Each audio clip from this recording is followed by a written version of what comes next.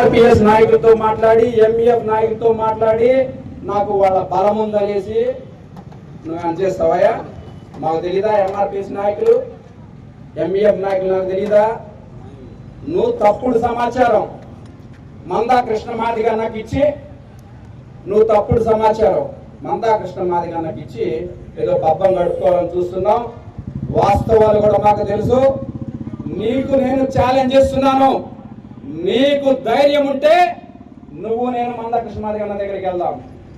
నువ్వు చెప్పాల్సింది నువ్వు చెప్పు, నేను చెప్పాల్సింది నేను చెప్తాను. వాస్తవం తప్పనిసరిగా గెలుస్తుంది, అవాస్తవాలు తాత్కాలిక విజయం మాత్రమే ఇస్తాయి. వెళ్దాంరా. నువ్వు చాలా సవాళ్ళు విసురుతున్నావా ఎంపీ గారి మీద? ఏమి విసిరావు?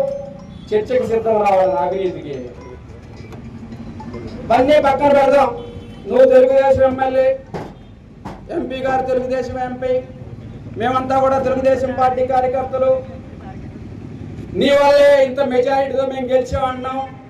పార్టీ కూడా నిన్ను చాలాసార్లు హెచ్చరించింది. ఒక చిన్న పరీక్ష పెట్టుకున్నాం. దాన్ని మనం సవాలుగా తీసుకుంటే మేము కూడా సిద్ధమే. ఇప్పుడు ఎలాగూ ప్రత్యక్ష ఎన్నికలు లేవు కాబట్టి వ్యక్తిగతంగా నువ్వు నేను ఎన్నికలకు వెళ్దాం. తిరువూరు నియోజకవర్గంలో నువ్వు నేను వ్యక్తిగతంగా నీ బలం ఏదో చూపించుకో, నేను నా బలం ఏం చూపించు. నా కార్యకర్తల బలం ఉన్నారు, నేను చూపించాల్సిన అవసరం లేదు. నీకేదో బలం ఉందన్నావు కదా, నువ్వు చూపించుకో. సిద్ధమా మరి నువ్వు దానికి? తిరువూరు పట్టణంలో మనం ఇద్దరం కూడా వ్యక్తిగతంగా ప్రజల్లోకి వెళ్దాం. ప్రజలు ఎలాంటి తీర్పిస్తారో చూద్దాం. నీకు దమ్ముంటే రా. ఈరోజు ఢిల్లీ వెళ్ళామని చెప్తున్నారు. దేనికి వెళ్ళావు నువ్వు? అక్కడికి వెళ్ళిపోయి ఎస్సీ కమిషన్ కంప్లైంట్ ఇస్తావా? ఎవరి మీద ఇస్తావా నువ్వు? ఎవరు నువ్వు అసలు? అధికారం మీద ఇస్తావా? కోర్టు ప్రభుత్వం మీద ఇస్తావా? ఇక్కడ ఎస్సీ కమిషన్ లేదా? జవహర్ గారు అంటే నమ్మకం లేదా నీకు? అసలు నువ్వు నీకు తెలుసా? మొన్ననే నాకు కొత్తగా తెలిసింది. తన్నటం మొదలవుతుంది, గ్యారెంటీగా చెప్తున్నాను కదా, నాతోనే మొదలవుతుంది. ఎందుకంటే జవహర్ గారు నాకు బావగారు స్వయాన. నాకన్నా ముందు 30 సంవత్సరాలుగా రాజకీయంలో ఉన్నారు, మంత్రిగా పనిచేశారు. చంద్రబాబు నాయుడు గారు గౌరవించి నీకు జవహర్ గారికి ఒక ఉన్నతమైన రాజ్యాంగబద్ధమైన హోదా. ఏంటో నువ్వు చేసింది? మన పెన్షన్ పడటానికి వెళ్ళినప్పుడు ఫ్లెక్సీ చూసుకోవాలి. జవహర్ గారు ఫ్లెక్సీ ఉండకూడదా? ఆయన డబ్బులయ్యా, ఆయన పెట్టుకున్నాడు. నువ్వెవడో దాన్ని తీసేయడానికి? నీకేమన్నా రాజ్యాంగంలో రాసిచ్చిందా? ఎమ్మెల్యే అయితే ఈ రాజ్యరేఖం మొత్తం నాదే, లేదంటే ఈ భూగోళం మొత్తం నాదే అనేసి రాజ్యాంగంలో ఉందా?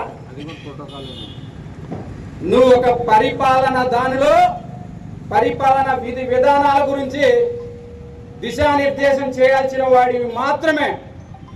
నేను చెప్తున్నాను, ఏ ఫ్లెక్సీ అయితే నువ్వు తీసావో, మా బావగారి ఫ్లెక్సీ ఇక్కడ నీకు తెలియదు. జవహర్ గారికి స్టాంచ్ అభిమానులు ఉన్నారు. కొమ్ము బాబురావు అని, గోపాలకృష్ణ, వీళ్ళంతా ఉన్నారు, కాంగ్రెస్ ఉన్నారు. వీళ్ళంతా కూడా రోడ్డు మీదకి వస్తారు. నేను ఈ వారంలో అక్కడికి వెళ్తాను. నువ్వు ఏదైతే ఫ్లెక్సీ పెట్టావో నేను స్వయం నా దగ్గరుండి ఆ ఫ్లెక్సీని దింపేసి మళ్ళీ ఆయన తెలుగుదేశం పార్టీ నాయకుడు. నువ్వెవడో దింపడానికి? నీకంత బలుపు ఉంటే 10 ఫ్లెక్సీలు పెట్టుకో. మరి పార్లమెంటు సభ్యులుగా చేసే సత్తా ఉన్నప్పుడు మరి అదే దత్తు గారిని పెట్టి మీరు ఎందుకు గెలిపించలేకపోయారు? ఆ రోజు పనిచేయడు దత్తు గారు, కొలుగుపూడి శ్రీనివాసరావు కావాలని చెప్పని మీరు వెళ్ళారు ఎంపీ ఆఫీస్కి. నిజం కాదా? అబద్ధం అని చెప్పమానండి. మరి మీరు తెచ్చుకున్న వ్యక్తే మరి ఈరోజు మళ్ళీ మీకు పనిచేయట్లేదు. స్వామిదాస్ గారు పనిచేయలే, జవహర్ గారు పనిచేయలే, దత్తు గారు పనిచేయలే, ఇవాళ కొలుగుపూడి శ్రీనివాసరావు పనిచేయలేదు. మీకు ఎవరు పనిచేస్తారు? మీకెవరు పనిచేస్తారు?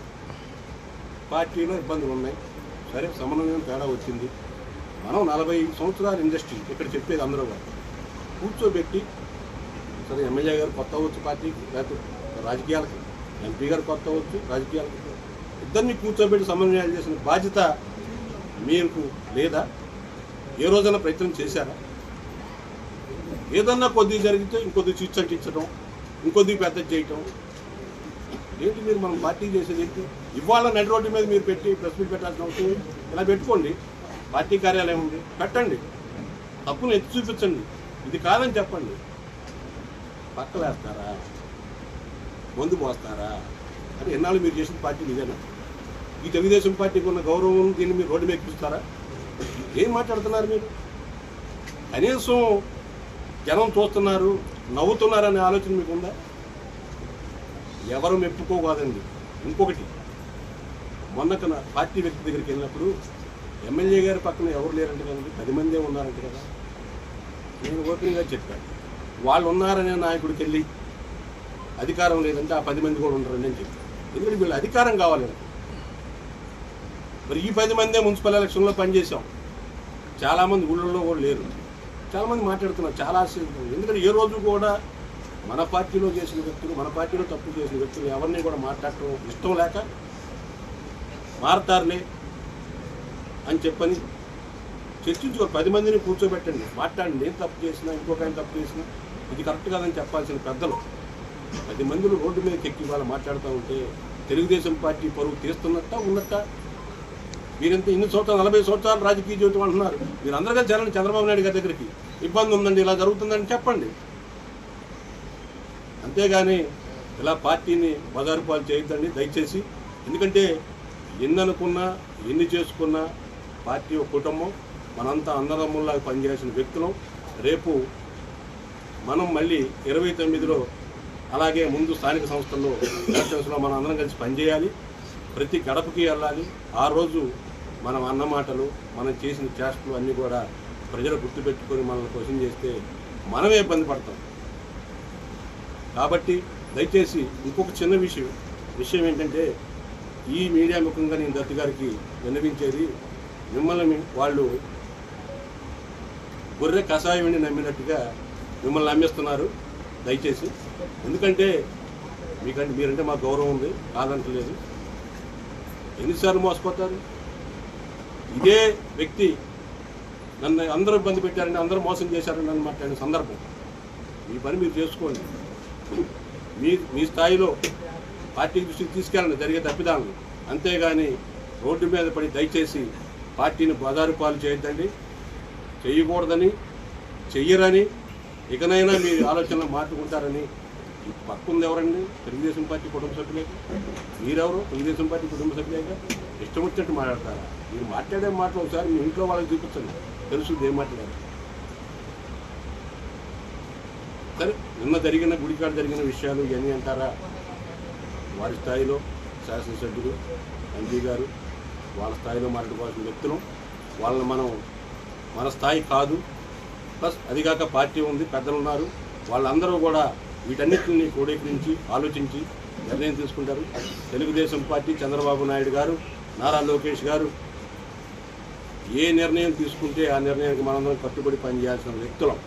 కాబట్టి దయచేసి మీడియా ముఖంగా అందరికీ, పార్టీ శ్రేణులందరికీ తెలియజేసేది ఏంటంటే, సమయం పాటించండి.